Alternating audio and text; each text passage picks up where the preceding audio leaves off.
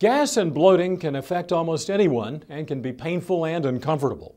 What can someone do to help with this embarrassing problem?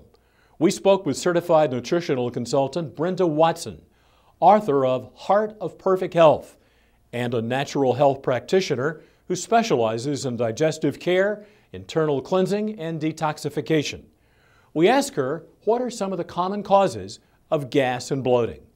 The most common causes of gas and bloating are the indigestion of our foods, meaning we are not digesting our proteins, our starches, and our fats completely.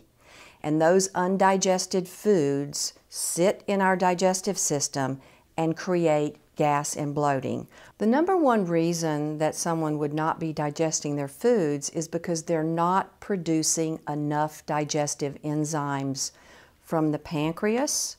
Another reason would be that, especially with carbohydrates, that they're not chewing their foods enough in the mouth, because in the mouth you have salivary amylase, which is the first stage of digestion of starches. So if you're just washing your foods down and not chewing them, then the first stage of digestion in carbohydrates is compromised. So it's very important to understand, and as we get older, we do not produce as many digestive enzymes from the pancreas as we do when we're younger, unfortunately.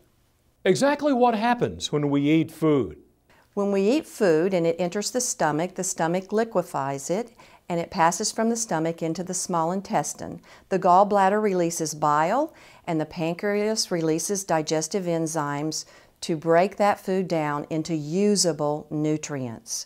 Protease from your pancreas digests protein, amylase, starch, and lipase digest your fats. It takes it from large molecules to small molecules so that it can pass through the digestive lining into your bloodstream as usable nutrients.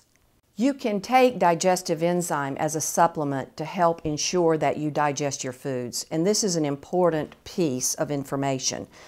Undigested food sitting in your digestive tract will ferment, creating more gas and bloating, and over a long term we believe that fermenting starches can develop into non-alcoholic fatty liver disease, which is one of the most growing conditions in America today. Why? Because starch ferments in the small intestine and produces alcohol. Therefore, non-alcoholic fatty liver disease. Digestive supplements consist of protease for protein digestion, amylase for your starch digestion, and lipase for your fat digestion. They come from plants.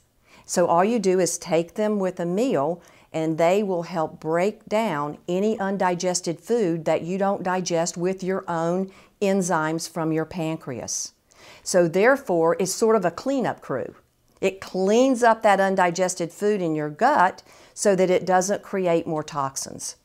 What does someone need to look for in an enzyme supplement?